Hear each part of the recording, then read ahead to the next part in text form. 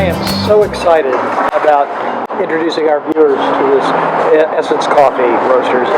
They're absolutely amazing. I can't wait till we show you. Well, the coffee here is so spot on.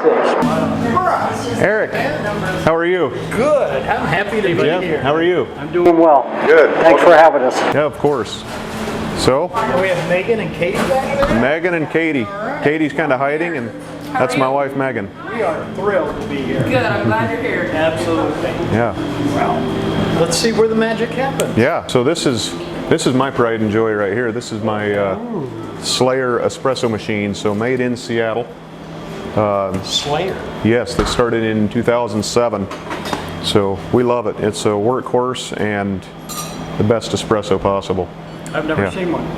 Now you have. Yeah. That's exciting. Handmade wooden actuators. Yeah, everything is done with precision, which is what I like about it. So, yep. So this is our bar setup. We have a grinder for our main espresso and then a grinder for decaf. And the grinders are built in Spain, so tremendously fine grind that you can get out of them and super consistent. All of your equipment, all of the attention to detail, it's no wonder to me why you have the best coffee I've ever had. And Well, I appreciate that. So that's a lot of coffee. Yeah, well, it means a lot to me to know not only where my product comes from, but where my equipment comes from and what kind of detail goes into it. So Absolutely. What kind of people you touch. exactly. So we use a lot of premium products, all premium products, I should say. Our milk supplier, we get this every Wednesday. I know these guys. It's Twin Brook Creamery out of Linden, Washington, and Pete's Milk Delivery out of Kent brings it to us every Wednesday. So what I like about it is this is a whole fat milk, and you can see the layer of cream on the top. It's a cream top. Makes absolutely phenomenal lattes and everything. So yeah, we use really good product for our coffee. We don't do a lot of traditional syrups and flavors. I wondered about that. Yeah, so we want everything we do to let the coffee shine through and show what the farmers in country are doing with the product. Our chocolate that we use for our mocha is a ground chocolate from Ritual Chocolate Company. So it's also hands down the best chocolate I've ever had. And then for your sweetener options, we use a raw sugar for a sweetener, turbinado sugar. We also have some sugar-free options, but most of the time, I mean, if it's not sugar-free, it's a raw sugar. So we also have a honey latte with locally grown honey. I don't know if grown is the right word for honey, but locally produced honey. Locally produced, there you go. And then we use a organic maple syrup as well for like a maple latte. You cover every detail. You're so precise. That's why you have the best coffee. I love this. Yeah. Of course, I've kind of forgotten what your coffee tastes like. I think maybe it's time that we revisit it. Yeah, I can fix that for you. Absolutely. I am so excited about this, guys. I have never been to a cupping before, and I want you to tell us about it. What are we going to do? It's your first time and my first time, and I'm amazed at this process they had to put together to get this ready. So put us through it. Well, this is actually my first time too, so big surprise. So what we have is we have 6 different coffees here that we're going to be sampling. And this is the method that we use to evaluate new coffees. When we're thinking of bringing in a coffee for production for our shelf, we get samples in 200-gram packets. And we sample roast them, and then we do this process called cupping. We also do this periodically to check the quality of our roast, even with coffees we've had on the shelf for a while. So it consists of finely ground coffee and water in the same bowl. It's a full immersion brewing method. And we let the coffees brew for 4 minutes, and then we do a process called breaking, which we're at 4 minutes, it's ready to break. I'll just give you a demonstration of that process here. It's a downward push with the spoon, pushing the crust underneath the surface and smelling the aromatics of the coffee as it's released.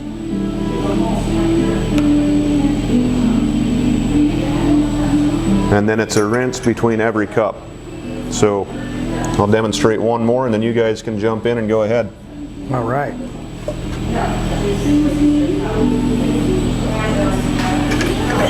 So feel free, grab a spoon, break a cup, and I'm going to come along behind you guys and skim the crust here. So get right down on top of it and give it a good smell while you rinse your spoon, and feel free to just, then what we do is we just go around and we smell them all. And this is the dry grounds, so you can smell them dry and smell the wet aromas, see how they compare. It's subtle. This is very complex.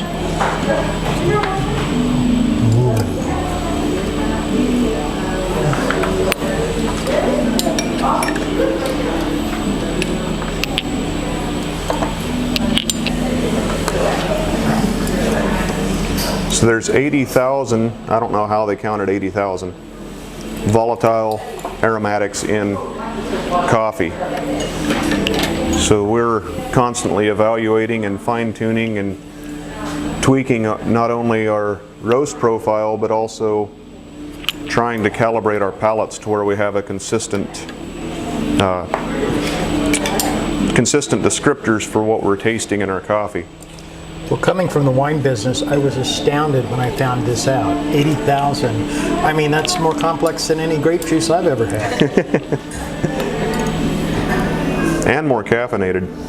Caffeine is my friend. You've never had caffeinated grape juice? I've never had caffeinated grape juice. So then after we've skimmed all the cups, you can grab your spit cup, you can rinse your spoon, and then we just go around the table and we start slurping. We usually start with the first cup and just work our way down the line, and we kind of form up a queue here.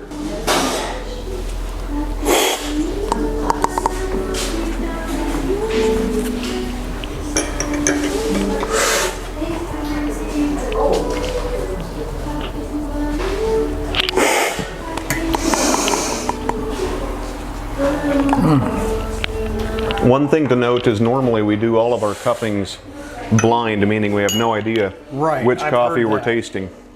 But it's like. But for the purposes of this, we have them all identified on these cups here, so that you can identify the different tasting notes for each country. When I judged at the Dallas Morning News Wine Competition, we taste 500 wines in 3 days, all blind, 12 flights, 12 glasses at a time. Wow. And that is complex, but this.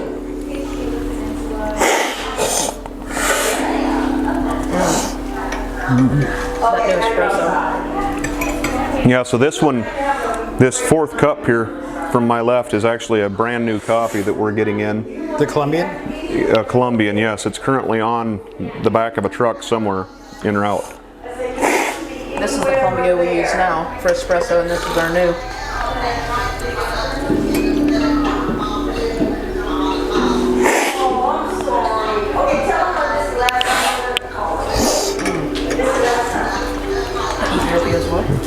Yeah, it's really interesting noticing all the different chocolates and caramels and sugars and fruit notes and the different acidity levels and types of acidity in all these coffees, and how they combine to just form a very pleasant, easy drinking coffee. Oh, this is amazing. I only offer single origin coffees. Oh, nice. So small lots of coffee. Single farmer lots as much as I can. Single farm. Yes. Nice. So this, let me find it here. This specific coffee is one of my favorites. This is a Colombia Los Naranjos from Cosecha Traders. And that's the first time this farmer has ever, his name is Efrain Ituyan. I hope I'm pronouncing his name correctly. It's the first time he's ever exported coffee from Colombia, and the first time he's ever reached the specialty grade with his coffee. I'm blown away that you know the name of the guy that grew this coffee. It's important. All the details. It's important to me to highlight not only what we're doing, but what happened long before we got the coffee. Right. That's important to me. Wine has begun in the vineyard. Coffee has begun in the, well, what do you call a coffee field? Coffee farm, plantation, depending on, I mean, I'm sure like Africa would have a different name for it. Africa, like Ethiopia, a lot of the coffee farms aren't really even farms. It'd be, you have a few trees in your yard and you combine your lot. Like a co-op. A co-op, yep. So it's really hard to get, it's getting more and more accessible, but single farm lots out of Ethiopia are really hard to come by. Especially right now with all the war and stuff going on there. That's right. Yikes. But Ethiopian coffee is delicious. It is. It is. We have one on the table right here on the end, and it's big fruity notes. That's actually another brand new coffee to us from Red Fox Coffee Merchants, and it's also en route as we speak.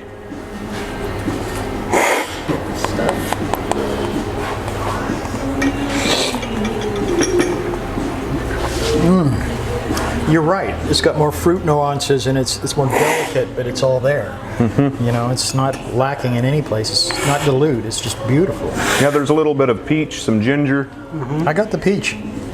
Guess I'm gonna have another sip to find the ginger. It's like a candied ginger. It's not a full-on spicy ginger, but like a candied ginger. Exactly. And then some nice floral notes in there. Yeah. But I love the florals. And this one I think is really, this Colombian I think is really jammy, has a nice jammy type body and sweetness to it. And that's the new one, right? This is the new one. I like that one. So did I. Almost like a raspberry preserves type of flavor. Oh yeah.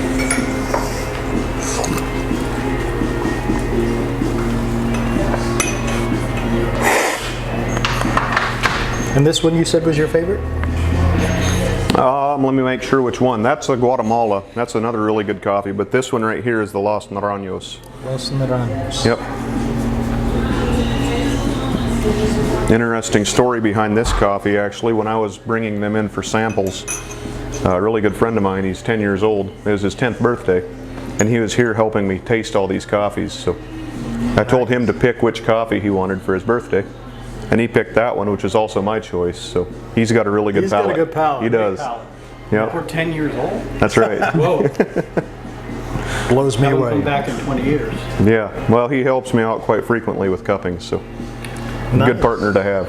Yeah. And he doesn't have all those tastes of tobacco and wine and liquor in his palate. He's just used to nice. And we often drink, this is just a sparkling mineral water, and we often drink this during the cupping, just a small sip to cleanse and refresh the palate. For sure, if we're like struggling to identify a flavor in a coffee, the sip of this will refresh the palate, and you can often get a fresh perspective on the coffee. I drink this every night, sparkling water, but I never thought of it as a cleanser. Yeah, so we also serve it with our espresso. So every espresso gets served with a sparkling water, because espresso is super heavy and lots of crema. Yeah. And that way it cleanses your palate. But and you I can keep like tasting. what it does. I mean, this is new to me. I like it. I like it. Well, how did you come to be in this business? I love what you do with it. How did it start? It's a lifelong journey, really. Started drinking coffee literally while I was still on the bottle. My mom was mixing coffee and milk in my bottle. So I've loved coffee all my life. And it started, the desire to own a coffee shop really started when I was probably 15. That's kind of when I started drinking different varieties of coffee and experiencing the different nuances, and it opened my mind to what all it could be. And so the desire was born, and it's just progressed from there. So about 6 years ago now, something like that, we got a loan and purchased this roaster here. It's a nice roaster. Thank you. Yeah, they're made in Netherlands. These are made to order, so I ordered in December, and they built it and shipped it via ship, I guess. That's amazing. So they really shipped Built it. to order. I mean, that is handcrafted. Yeah. I mean, one of the things about tasting the Peninsula is we find people that have a passion and make beautiful things with it. And you are the ultimate tasting the Peninsula guest because you have a passion and it's delicious. Yeah. Well, tell us about your beans. How do you come to get them? How do you order? Coseca Traders is my favorite partner. These bags right here. I don't know if you can see these here, but Cool bags. I work with them, I guess, for my Colombian coffees, and he sends me samples, 200-gram packets. Yes. And I roast those. We do a cupping with them, and if I like them, I buy them. And it's fairly simple process. I put in my order, they put them on a truck, and they come here. So right now I've got 2 different Colombias, as well as a Colombia decaf. I have a Guatemala, and that is it. I have some exciting coffees on the way, but they're not here yet. So I found what you have here, exciting as can be. Well, what does an unroasted bean look like? So it's called green coffee for a reason. This is the Colombia Los Naranjos, and the coffee is literally green.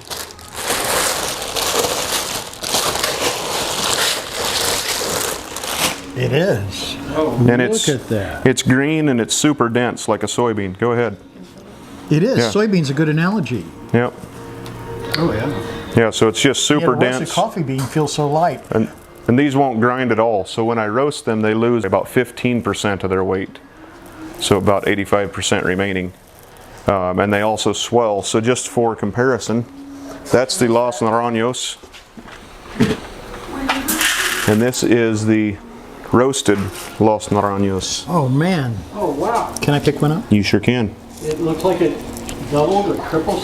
And it's It's about double, yeah. it's like 20% of the weight. Yep.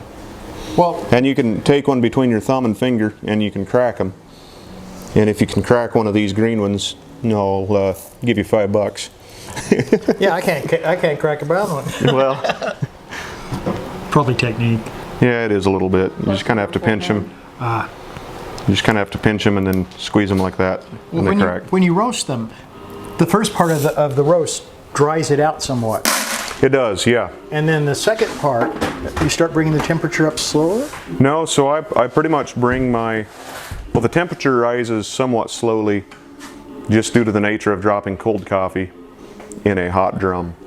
But I have a graphing system here that I use. I'm not in a roast, so you can't see the exact graph, but yeah, I've got bean temp, bean rate of rise, that's expressed every 30 seconds, so how many degrees the bean is rising in temperature in 30 seconds. I have exhaust temperature, drum speed, drum pressure, gas pressure, which is so 100% is full throttle essentially. Okay. So it's the gas percentage. And then also drum pressure. So how much airflow is moving through my drum. And those are all variables that I adjust throughout the roast depending on what I need the coffee to do. So we drop the coffee in at a fairly high temperature with the gas at about a medium setting. And then I bring my gas pressure up so that I'm applying not quite full power at the beginning stage of the roast. So if you look at the bean rate of rise profile, it starts out, once your probes equalize with the coffee, it starts out up here, about 13 degrees every 30 seconds. And it's just a nice smooth taper all the way up until I drop the coffee out of here, out of the roaster. You don't want So this pops flicks. like popcorn. It does, it does. So at about 300 degrees is color change on my roaster. Every roaster's probes are different, but it's when the bean changes from green to yellow. That's color change, and that's the start of the Maillard reactions. So that's when they're caramelizing, sugars are browning, that type of stuff. It's imparting tremendous flavor into the coffee. Shouldn't say imparting, but developing the flavor. And caramels, I mean, I'm amazed. A winemaker takes years to get his wine just right. Yep. You do this in what, 30 minutes? 12 minutes. 12 minutes. So 12 you go minutes. through Yep. almost 1 million different flavor changes. That's right. So then we have a sample trier. We can look at the coffee while it's roasting and see how it's developing. Well, this seems like it's a lot more than just a job to me. Tell us about it. Is. Feel. It's a passion. And for me, it's not just about producing a great cup of coffee, but I want to be able to somehow impact the lives of these farmers with my product as well. So by doing the best I can with their product and serving a good product, I feel like I'm positively impacting their life. And then with our cafe space, my goal is to have like a community environment.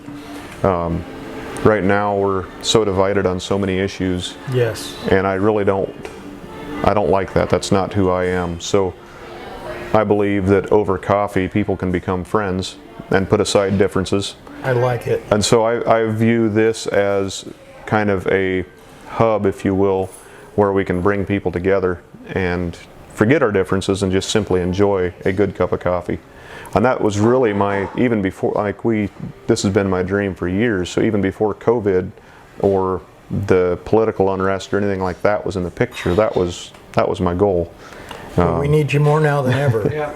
We do. So, and it's actually expressed in my logo. We have the 3 white planes. Mm-hmm. And so when I was designing a logo, I wanted to come up with something that expressed my vision for coffee. So I consider the 3 white planes to be the farmer, the roaster, and the customer. And then the black in between are roads, so everybody has a path to travel. And in the center we have a triangle or a square, depending on how you look at it, and that's the community. So that's where we all come together. Wow. The farmer is here, the roaster's here, the customer is here, and we're all sharing. That's amazing. You're amazing. So, I'm telling you. That was, love this. That was the vision behind the logo. And I had no idea, so I'm really glad you told us. Would you like to try a latte, maybe? How about a cappuccino? Cappuccino, you got it. Sounds good. All right. So a little bit about our espresso preparation. We have a scale here from SI Scales, and they're super precise. So we weigh every dose of espresso down to the 1/10 of a gram. We go for an 18-gram dose. And then I use a distributor from St. Anthony Industries. It's just a wedge shape. And what that does is gives you a perfectly level coffee bed. Oh, that's beautiful. Yeah. And then notice all the wood accents. I love wood on my tools. And then a quick tamp. And we also have a scale on the espresso machine for measuring the volume of the espresso. Slayer Espresso does a pre-infusion, and we have a method of controlling the time. There's a little time adjustment underneath the machine. So we have it set to an 8-second pre-infusion, and that gives the coffee bed an even saturation, boosts the sweetness of the shot, and helps pull the best possible espresso. So after 8 seconds, it kicks into a full flow, which would then be like a conventional espresso machine. So we pull all of our coffees, all of our espresso is an 18-gram dose and a 45-gram yield. That's what we adjust constantly, but that's what we've found to be consistent. So we adjust our grind multiple times throughout the day to maintain the taste using that ratio.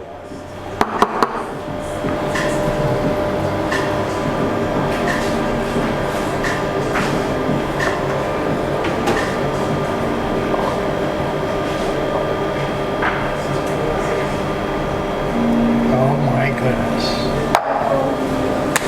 Artist at work. That's beautiful. Absolutely beautiful. I almost hate to drink it. You ordered it, you drink it. I can't wait. This is so beautiful. It is. We are. Anybody want to try our latte or mocha? I'll try your mocha. You want to try the mocha? Yeah. All right. The best ever. Okay. Oh, yeah. That scale is amazing. Yeah, it's super sensitive, so even just waving your hand over it, the air movement changes I noticed that the first time. the readout.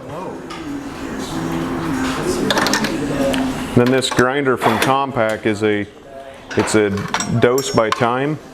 So we have 2 different programs set on it. We have one that gets us close to 18 grams. Then if it's a little bit under, we have a bump mode on it that just gives it a real quick burst.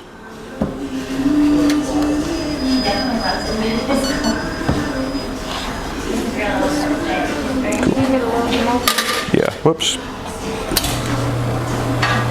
Let's put the chocolate in the shot on this mocha.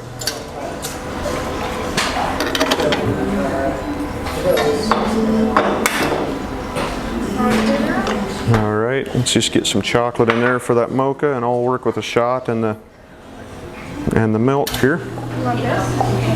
Just put it right in the bowl, that'll be fine. Then we'll give it a stir. Okay. We get a little sugar in here quick.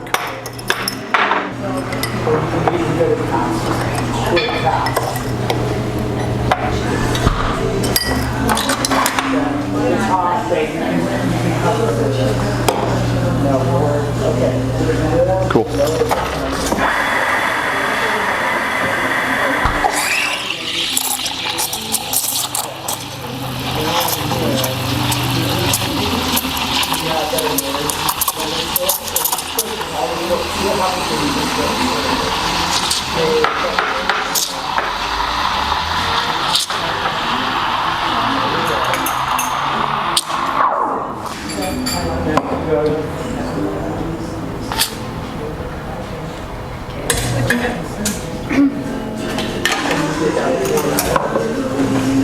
Get that chocolate stirred into the espresso here real quick.